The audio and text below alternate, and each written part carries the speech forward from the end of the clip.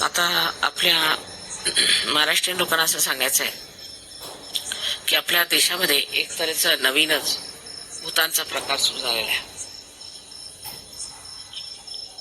अरे पंखा देत होतो, पंखा नाही ना.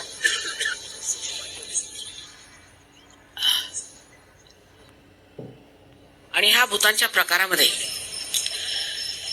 राक्षसी प्रवृत्ती, आसुरी प्रवृत्ती फार वाढलेली आहे. ते आपल्याला काल दिसलंच. ही प्रवृत्ती फार वाढलेली आहे आणि ती प्रवृत्ती वाढून ती प्रवृत्ती इतकी वाढलेली आहे की त्याचा अतिरेक काल झाला आणि ह्या सर्व लोकांना पुष्कळ त्रास सहन करावा लागला. त्याबद्दल आपण सहयोगाने असं सांगितलं पाहिजे की आम्ही आपल्या तयारीत असायला पाहिजे. नुसती माझी पूजा करून आरती करून काम होत नाही. आपल्याला पुष्कळशा गोष्टी करायला पाहिजेत आणि त्यासाठी आपण खांद्याला खांदा देऊन पुढे आलं पाहिजे आणि दंड ठोकून आपण उभं राहिलं पाहिजे की आता आम्ही सहयोगी आहोत. पण अजूनही आपण पुष्कळशा अशी गोष्टी करत आहोत की ज्याच्यामुळे आपल्यामध्ये कमजोरी येईल. मुख्य म्हणजे मी सारखं ह्या जातीयतेच्या बद्दल बोलते. त्याला कारण काय की एकदा तुम्ही जातीयतेत गेला की ही तुमच्यात बांधलेली एक जी मूलभूत बांधणी आहे तीच मुळे तुम्हाला रोखते. जातीयतेला धरून बसणं ही फार चुकीची गोष्ट आहे आणि त्याचमुळे जरा आपण जर हे सर्व सोडलं असतं तर ही अंधश्रद्धा समोर आलीच नसती. कारण आपल्याला माहिती आहे की अंधश्रद्धा जी आहे ती फक्त आत्मसाक्षात्कारानंतर येते. पण आत्मसाक्षात्कार आल्यावर सुद्धा आपण त्याच जातीच्या मागे जातो, त्याच जातीत लग्न करतो, त्याच जातीशी संबंध करतो आणि तशाच रीतीने मूर्खासारखे वागत असलो तर मात्र तुमची काहीही वाढ होणार नाही आणि नुसतं एक राजकारणी तऱ्हेचं एखादं सोंग होईल. असली सोंग घेऊन एकी साईडने राईट नाही हातात आपण सहयोगी झालो त्याचा काय फायदा होणार आहे? जैसे थे असे राहणार होतो. आपल्याला पुष्कळशा गोष्टी सोडाव्या लागणार आहेत. त्याच्यात धर्मांधता जी आहे ती सोडली पाहिजे. धर्मांधता म्हणजे आधी मी म्हणत होते की देवळात जायचं नाही, देवळात जाऊन ब्राह्मणाला पैसे द्यायचे नाही, कुंकू लावून घ्यायचं नाही. त्याच्यात थोडीशी आता जरा सुधारणा झाली. त्याला कारण असं आहे की लोकांना त्रास होतो. पण घरात ब्राह्मण आणून लग्न करायचं हेही चुकीचं आहे. ब्राह्मण कोण होता तुमचं लग्न करणं? तुम्ही ब्राह्मण झाले, मग ब्राह्मणाला आणून लग्न कशाला करायचं? लग्न हे व्यवस्थित सहयोग पद्धतीने झालं पाहिजे आणि जोपर्यंत लग्न सहयोग पद्धतीने होणार नाही तोपर्यंत मी त्याची हमी देऊ शकत नाही की ह्या लग्नाचं व्यवस्थित. परत आपल्या महाराष्ट्रात लग्न म्हणजे अगदी सगळ्यात मोठं धर्मकार्य आहे. लग्न म्हणजे काय? त्याच्यासाठी मुलीसाठी पाहणं, हे करणं, मग बस्त्याला बसणं, हे ते घाणेरडे प्रकार चालू असतात. लग्न ही फारच क्षुल्लक गोष्ट आहे. सहयोगामध्ये त्याचं इतकं महात्म्य नाही. एका सहयोगाशी दुसऱ्या सहयोगीशी लग्न झालं म्हणजे त्याला काही एवढं महात्म्य नाही आहे की आयुष्यभर त्याच्यासाठी लढत बसावं लागतं. जाती जातीत लग्न करून जे त्याचे दुष्परिणाम होतात ते दिसतात आपल्याला, पण आपण अजून सुद्धा त्याच्यातच फसतो. तेव्हा सगळ्यांनी आज व्रत घेतलं पाहिजे की आम्ही कोणत्याही धर्मात, कोणत्याही जातीत, कोणत्याही देशात लग्न करू. आता तुम्हाला वाळीत टाकण्याचा प्रश्नच नाही, कारण तुमचे सोयरे हे आहेत, तुमचे नातलग आहेत. जे तुमचे नातलग आहेत ते कसे वागतात ते तुम्ही पाहिलंच आहे. कालच बघा, गावातल्या लोकांनीच तुम्हाला त्रास दिला ना, तुमच्या पाहुण्यांना त्यांनीच मारलं ना, त्यांनी कोणची मोठी तुमची पट ठेवली आणि आता ह्या लोकांना काय वाटत असेल तुमच्याबद्दल. तेव्हा मी म्हणते ते नुसतं ऐकून हो माताजी म्हणतात पण असं काही विशेष नाही असं म्हणायचं नाही. फार महत्वाचं आहे. जोपर्यंत आपल्यातली जातीयता जात नाही, हुंडा प्रकार जात नाही, जोपर्यंत आपल्या इथली अंधश्रद्धा जात नाही आणि जोपर्यंत आपण उठून उभे राहत नाही या बाबतीत संबंध समाजाला एक उदाहरण म्हणून, तोपर्यंत आपण सशक्त नाही. आता आपण कोणतेही मोठाले माणसं बघूया. आपल्या समोर टिळक आहेत, आगरकर आहेत, आपल्या समोर इतर शिवाजी महाराज आहेत. अशी जी मोठी मोठाली मंडळी झाली त्यांनी काय केलं, ते कसे वागले, त्यांच्याकडे लक्ष दिलं पाहिजे. शिवाजी महाराजांनी सुद्धा त्यांना 4दा लग्न करावं लागलं राजकारणासाठी. त्यांनी केलं. राजकारणासाठी मला करायचं तर मी केलं लग्न, पण त्याच्यात ते निसंगात होते. त्याच्यावर त्याचा परिणाम नव्हता काय. करावं लागलं तर केला. 4 लोकांशी आम्हाला दोस्ती करायची. त्यांनी जातपात पाहिली नाही की 96 कुळी असलं पाहिजे की अमुकच असलं पाहिजे, असं काही पाहिलं नाही. त्यावेळेला ज्या वेळेला इतक्या वर्षापूर्वी गागा भट्टांना इथे येऊन त्यांना राज्याभिषेक द्यावा लागला, तेव्हा या जातीपातीच्या लोकांनी त्यांना किती हिणवून टाकलं की तुम्ही कुणबी आहात, तुम्ही मराठा नाही. तेव्हा तुमची कोणची जात असे नका, तुम्ही आज सहयोगी झाला, तुमची जात बदलली, तुमचा धर्म बदललेला आहे. हा धर्म विश्वनिर्मल धर्म आहे, तो तुमच्यात जागृत झालेला आहे. त्यामुळे सर्व तुमच्या वाईट सवयी गेल्या, सगळं काय गेलं. पण हे भूत अजून गेलेलं नाही. तुमच्या जातीच्या लोकांशी तुमचा संबंधच आला नाही पाहिजे, कारण ही जमात जी तुमची आहे ते भूत आहेत सगळे. दारू पिणं, मार करणं, मग ते दारू पिऊ नये तर काय करे, हुंडा घेऊ नये तर काय करू, पण ते आमच्या जातीतलंच असलं पाहिजे. मग तुम्ही सहयोगी कसे? मग सहयोग सोडा तुम्ही. काय तुम्ही दोन धर्मात उभे राहू शकता का? नाही राहू शकत. त्याच्यामुळेच काल ह्यांना मार खावा लागला. हे लोक ज्यांनी सर्व धर्म सोडला, परमेश्वर सोडला, आणखी आम्ही काहीच असं करत नाही असे करून उभे राहिले, त्यांनी काल मार दिला. त्याला कारण थोडस तरी मला असं वाटतं की आमच्यामधली जी कमजोरी ती त्यांनी ओळखली आणि त्यांच्यामध्ये आपण अंधश्रद्धेला पूर्ण झालो. पण जर तुम्ही बोलत सुटलात की आम्ही सहयोगी आहात आणि आम्हाला कोणतीच अंधश्रद्धा नाही, आम्ही कोणत्याच असल्या गोष्टी मानत नाही, आम्ही याच्या पलीकडे होतो, आम्ही करून दाखवू तुम्हाला, तेव्हा ह्या लोकांच्या लक्षात येईल की काहीतरी विशेष मंडळी. आम्ही आमच्या वडिलांना पाहिलं, आमच्या वडिलांना गांधीजी सांगितले सगळ्या मुलांची लग्न तुम्ही बाहेर करा. आता आम्ही सुद्धा 96 कुळीच आहोत आणि त्यामुळे फार विचार करून लग्न होत असत पूर्वी. वडिलांनी लगेच सांगितलं काय हरकत आहे, कुठेही लग्न करा, आणि सगळ्यांची अशीच लग्न लावून दिली आमची. तर का आमचं वाईट झालं? त्यासाठी मी काँग्रेसचा मनुष्य आहे, मला काय, मला दुसरं काही नाही, माझी जात नाही, धर्म नाही, काही नाही, मी ह्याचाच धर्म आहे, मला गांधी धर्मी आहे. तेव्हा धर्म घ्यायचा तर पूर्णपणे घेतला पाहिजे, अर्धवट लोकांसाठी हा धर्म नव्हे. तेव्हाच तुमच्यात खरी शक्ती, तेव्हाच तुमच्यामध्ये ते पावित्र्य येईल की ज्याने सगळ्यांचं रक्षण होऊ शकतं. पण जर तुम्ही अर्धवट असला तर कोणाचंच रक्षण करू शकत नाही, स्वतःचं नाही आणि दुसऱ्यांचंही नाही. ते पावित्र्य आणण्यासाठी एकदम निसंगात येऊन उभं झालं पाहिजे. जसे आपल्या देशामध्ये मोठे मोठे लोक झाले, टिळकांचं उदाहरण घ्या, त्यांनी एका विधवेशी लग्न केलं. गांधीजींचं उदाहरण घ्या, ते हरिजनांच्या झोपडीत जाऊन जेवत असत. कृष्णाचं उदाहरण घ्या, विदुराकडे जाऊन जेवत असत. रामाचं उदाहरण घ्या, त्यांनी भिल्लिणीची बोरं खाल्ली. कोणाचं उदाहरण घेतलं तर जी लोक मंडळी अशी मोठी झालेली आहे त्याच्यात किती वैशिष्ट्य ते बघा. जर तुम्हाला खरोखर सहयोगात यायचं असलं तर पहिल्यांदा समजलं पाहिजे की सहयोगात तुम्ही फार विशाल होता. तुमच्या ज्या संकुचित जीवनाच्या ज्या पद्धती आहेत त्या सगळ्या बदलून तुम्ही विशाल होता. तुम्ही विश्वात सामारलेले, विश्वाची तेची माझे घर असं म्हटलेलं आहे. पण नुसतं म्हणायचं, तोंडाने बोलायचं, गाणं म्हणायचं, ह्याला काय अर्थ नाही. हे लोक बघा आपली संस्कृती सोडून तुमच्या संस्कृतीत येऊन बसले, कारण हे चांगलं आहे म्हणून घेतलं नाही. पण तुम्ही यांच्यापासून ते तरी शिका. हे जातपात बघत नाही, देश बघत नाही. कितीतरी लोकांनी आपल्या हिंदुस्थानी बायकांशी लग्न करून आणि त्यांचं फार भरं केलं. नाही तर पूर्वी एखाद्या इंग्लिश माणसाला हिंदुस्थानी बाई दिली की तो मारून खायचा तिला.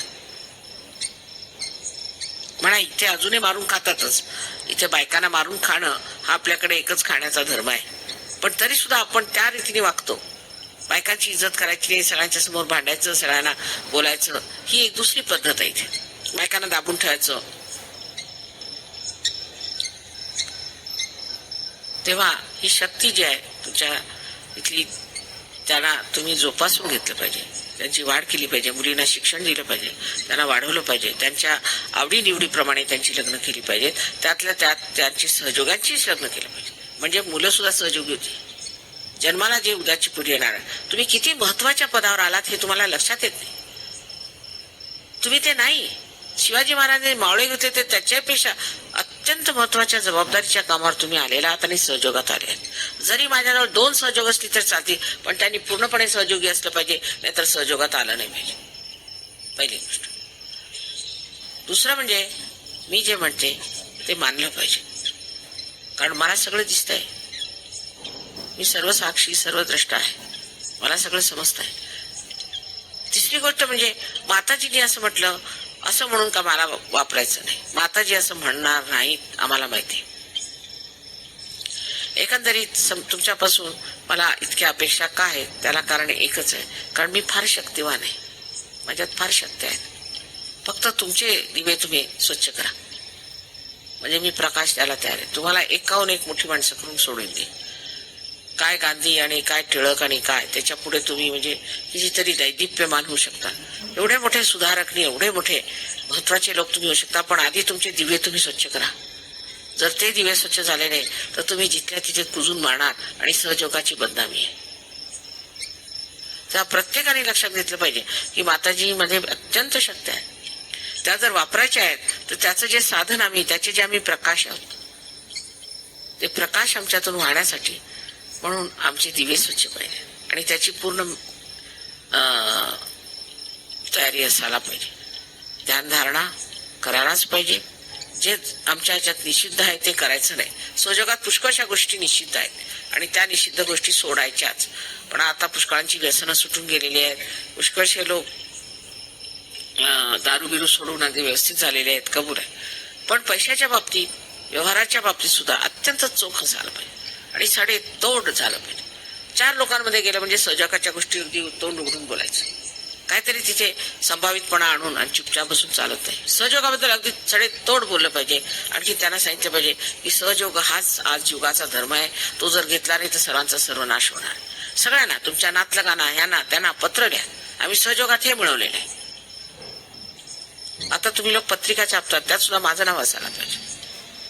आता मी तुमची कुलदैवत आहे. तुम्ही आमच्या कुळात आले तर मी तुमची कुलदैवत आहे. बाकी सगळ्या देवतांना काहीही लिहायची गरज नाही. आज मी स्पष्टपणे तुम्हाला सांगते की ज्या लग्नामध्ये माझं नाव नसेल त्या लग्नाला माझा आशीर्वाद नाही. आज मी जिवंत आहे तुमच्या समोर. हे अवतरण तुमच्या समोर आलेलं आहे. जे अवतरण समोर आज आहे त्याला न मानताना जे आज नाही त्याला मांडण्यात काय अर्थ आहे? मग आमचे मोठे लोक असं म्हणतात, लहान लोक काही नाही, आमचा कोणाशी संबंध नाही, आमचा फक्त माताजीशी संबंध आहे. ते म्हणतील ते. त्याचं उदाहरण म्हणजे धुमाळ आहे. धुमाळ मी सांगत असे त्यांना की तुम्ही आपल्या नातलगांपासून दूर राहा, नातलगांशी संबंध ठेवू नका. ते सगळे अगदी फार निगेटिव्ह लोक आहेत, त्यांच्याशी संबंध ठेवू नका. पण त्यांच्या बायकोला फार वेड होतं नातलगांचं. ते इतकं वेड होतं की त्या नातलगांनीच त्याचा जीव घेतला. शेवटी जेव्हा धुमाळ माझ्याकडे आले तर ढसाढसा रडत होते. इतक्या जोरजोरानं ओढून रडले की सगळ्यांनी ऐकलं त्यांचं. आणि त्यांच्या भावाने त्यांना खूप हसडलं, कारण दीपाचं लग्न मी कुठे ठरवलं होतं. तर मी त्यांना सांगितलं, धुमाळ हे लग्न मोडता येईल, पण तुम्ही कृपा करून आता त्या नातलगांकडे जाऊ नका. झालं ते झालं. पण शेवटी ते मेले. त्यांचे नातलग आले, त्यांनी तर रातोरात ते प्रेत पळवलं आणि कुठेतरी नेऊन जाळून टाकलं. आयुष्यभर ते मला म्हणायचे, माताजी आमचे ते मानेसाहेब होते, त्यांना त्यांच्या नातलगांनी नेऊन त्यांच्यातील रॉकेल ओतून कुठेतरी जंगलात जाळलं. तसं माझं होऊ देऊ नका, मला या नातलगांच्या हातातून सोडा. पण तुम्हीच त्यांच्या जबड्यात जाता. मगरीच्या तोंडात पाय ठेवायचा आणि बोटीवर पाय ठेवून तुम्ही बोटीवर येणार नाही. ह्या मगरीच्या पाय, जे नातलग तुमचे सहयोगी नाही त्यांच्याकडे जेवायला सुद्धा जायचं नाही, त्यांचं अन्न सुद्धा घ्यायचं नाही. म्हणजे तुमचे आजार होणार नाही, तुम्हाला त्रास होणार नाही. तुम्ही या धर्मात पूर्णपणे आलात तर सर्व तऱ्हेने परमेश्वराचा आशीर्वादच आशीर्वादच आहे. तुम्हाला आश्चर्य वाटेल किती तुमची प्रगती होईल. पण जर तुम्ही अर्धवटपणा केला तर त्याची फळं तुम्हाला भोगावी लागतील. आणि जे खरं आहे ते मी आज सांगितलं. मी तुमची आई आहे, मला तुम्हाला ते खरं सांगितलंच पाहिजे. त्यात मला कोणाचाही राग नाही किंवा दुष्टावा नाही. पण तुमचं भलं व्हावं, हित व्हावं आणि तुम्ही सत्याची कास धरली पाहिजे. सत्याची ज्या माणसाने कास धरली त्या माणसाचं कधीही नुकसान कोणत्याही प्रमाणात होऊ शकत नाही. तेव्हा आजचा हा फार शुभप्रसंगी दिवस आहे. कालचं एवढं झालं ते सगळं विसरून जा, त्याचा अर्थ नाही. पण त्यात आपलंच, आपल्यामध्येच अजून सहयोगाची ही आलेली नाहीये, धमक आलेली नाही. नाहीतर एखाद्या गावात जाऊन लोकांनी मारामारी करण्याची काही कोणाची हीच होणार नाही, हिंमतच होणार. पण आपल्यातच ती धमक असायला पाहिजे की नुसतं एका डोळ्याने पाहिलं की सगळंच ठीक होत आहे. तेव्हा सहयोग्यांनी सुद्धा आता लक्षात घेतलं पाहिजे, प्रत्येक गावात, प्रत्येक खेडेगावात, प्रत्येक शहरात जिथे राहता, तेव्हा सहयोगासाठी आम्ही काय करतोय, सडे तोड बोललं पाहिजे. आणि ब्राह्मणांना बोलून घरी पूजा करायची, ते सत्यनारायणाची पूजा करायची. मग हे प्रकार जर करायचे असले तर तुम्ही सहयोगात येऊ नका. सहयोगाला तुम्ही ब्राह्मण झालेले आहात. सर्व कार्य सहयोगाच्या दृष्टीने केलं पाहिजे आणि बाकीचं जे काही आहे त्याला तिलांजली दिली पाहिजे. म्हणजे मग हे अंधश्रद्धेवाले बोलू शकत नाही, कारण आपण अंधश्रद्धेलाच तिलांजली दिली. ज्या काही वाईट आपल्या होत्या सवयी त्या आपण सोडून टाकल्या. त्याशिवाय आपल्याला ज्या जुन्या कल्पना होत्या त्या आपण सोडून टाकल्या. आपण मागासलेले नाही आहोत. आपण जे सगळ्यात आज वर्तमान काळात जे अत्यंत उच्चतर लोक ते आहात. उच्चतर लोक, तुमच्यापेक्षा उच्च कुणी नाही. पण तुम्ही अजूनही त्या नीच लोकांमध्ये राहता, मग काय तुम्हाला घाण लागणार नाही? जर हिरा जर तुम्ही मातीत घातला तर तो हरवायचाच. तेव्हा कृपा करून माझ्या गोष्टीकडे लक्ष द्यावे. वाईट वाटून घ्यायचं नाही. त्याच्याबद्दल माताजी आम्हाला बोलल्या असं म्हणायचं नाही. माताजी जे बोलले मी अगदी हृदयातनं बोलत आहे आणि हृदयातून काढून तुम्हाला सांगते की तुमची मुलं आहेत उद्या. बघायचं की सहयोगांची कोणाची मुलं वर येतात, ज्यांनी आपल्याला पूर्णपणे सहयोगाला भावून घेतलेलं आहे. तेव्हा आपलं धर्मांतर झालेलं आहे असं समजायचं. आपलं धर्मांतर झालेलं आहे. आता आपण ह्याच धर्मात आहोत. आता आपल्याला दुसरा धर्म नको. ही जर गोष्ट तुम्ही समजून घेतली तर तुमच्यावर तर उपकार होतीलच, पण ह्या देशावर उपकार होते आणि संबंध जगावर होते. कारण तुमच्यात जी एक विशेषता आहे म्हणजे की तुमच्यामध्ये जे पुण्य आहे, तुम्ही पुष्कळ पुण्य केलं आहे. म्हणूनच ह्या हिंदुस्थानात जन्माला आला, ह्या महाराष्ट्रात जन्माला पुष्कळ पुण्य केलंय. पण ते सगळं वाया जाणार.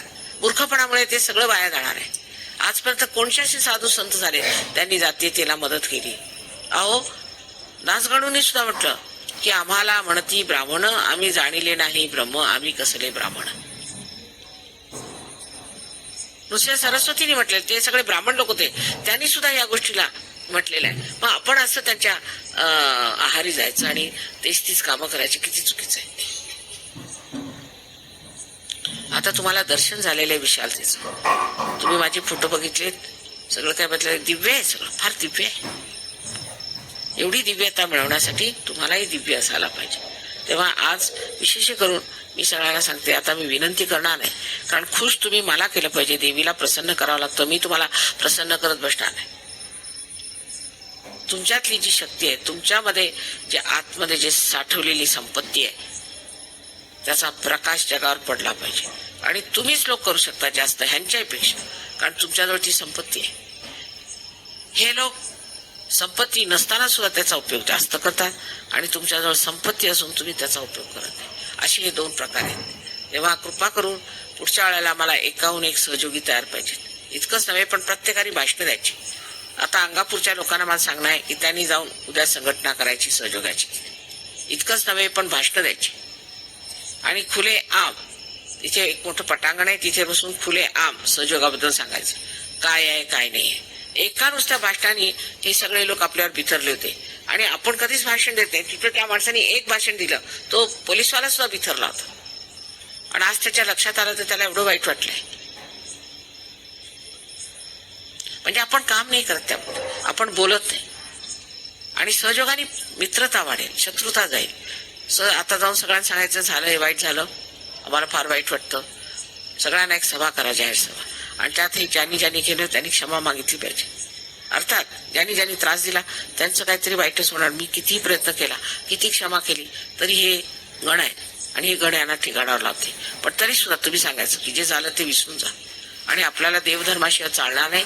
अशा फालतू लोकांना इथे जमू द्यायचं नाही आणि ही इथे संस्था यायची. आणि तुम्ही नंतर ही संस्था आल्यावरती पोलिसांना कळवा, इथे संस्था आलेली आमच्या मुलांना बिघडवतायत आणि त्यांना खुनशी बनवतायत. मागच्या वेळेला त्यांना दगड मारायला सांगितलं, आता सगळ्यांनी मिळूनच सांगायचं. आणि सरपंच सुद्धा सहयोगी निवडायचा, प्रयत्न करायचा. दुसरं म्हणजे असं की या देशामध्ये एक शरद पवार म्हणून एक फार वाईट मनुष्य आहे आणि त्याची संबंध तो एक त्याचा माफिया म्हणतात, गुंडगिरी चाललेली आहे. तेव्हा त्याच्या पार्टीला वोट द्यायचं नाही, काय झालं तरी कुणालाही द्या, पण त्याच्या पार्टीला वोट द्यायचं नाही. आणि सहयोगांनी त्याच्या विरुद्ध काम करायचं. कुठे असले तरी त्याच्या विरुद्ध काम करायचं, कुठे असलं तरी, की हा मनुष्य किती वाईट आहे, ह्याला देवावर विश्वास नाही. ह्यानेच ही टूम काढलेली आहे रजनीशला भेटून. रजनीश आणि ह्याची म्हणून ही टूम आहे की देव नाहीये असं सिद्ध करायचं. तर ह्याला देव नको, कारण ह्याच्या आईचा पत्ता नाही, ह्याला देव नको आहे. देव नको म्हणजे मग देव नको आणि मग तुम्ही दारू प्या, वाटेल ते धंदे करा. तर अशा रीतीने पत्रकं काढायचे आणि लोकांना सांगायचं की असे जे लोक शिकवतात अशा लोकांशी आमचा काही संबंध नाही, आम्हाला देवाधर्माने राहायचंय, आम्हाला दुसरं काही नको. सहयोगाने कुणीच दैववादी बनत नाही, देववादी बनतात आणि सशक्त बनतात. त्याला डॉक्टरांचा पुरावा आहे. हे आम्हाला काय बोलतात, कुणी उठाव काय बोलाव ते मानलं पाहिजे का? डॉक्टरांनी सिद्ध केलेलं आहे, आता आम्ही काय ते सिद्ध करून दाखवायचं? माझ्यातर्फे मला जितकं बनेल तितकं मी या न्यूजपेपरवाल्यांना सांगेन.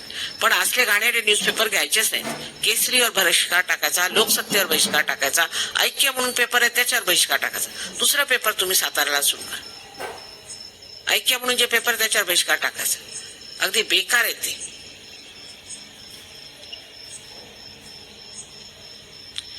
पुष्कळ गोष्टींना बहिष्कार टाकावा लागणार आहे. पूर्वी गांधीजी असताना सगळ्या बायकांना त्यांना सांगितलं की विदेशी कपडे वापरायचे नाही, तर सगळ्यांनी जाळून टाकले. सगळ्या बांगड्या सोन्याच्या देऊन टाका, सगळ्यांनी सोन्याच्या बांगड्या देऊन टाकल्या. किती लोकांनी त्याग केले त्यावेळेस. अहो ते नुसतं स्वातंत्र्य मिळवण्यासाठी, पण हे स्वतंत्र मिळवण्यासाठी आपण एवढी सुद्धा तस आपल्याला लागू देत नाही. सहयोगात नुसता आशीर्वादच आहे, पण त्याच्यासाठी कर्तव्य पण आहे. त्या कर्तव्याला मुकलं नाही पाहिजे. आणि आज सगळ्यांनी आपल्या मनामध्ये पूर्णपणे विचार केला पाहिजे की माताजींनी या कृष्णेच्या काठी जे आम्हाला समजावून सांगितलेलं आहे आणि ज्या भव्यतेला त्या आम्हाला उठवू इच्छितात, तशी आम्हाला देवा शक्ती दे आणि सुबुद्धी दे की आम्ही त्या भव्यतेला उठू. आणि हे जे आम्ही असं रडतरावपणा करतोय तो सगळा बंद झाला पाहिजे.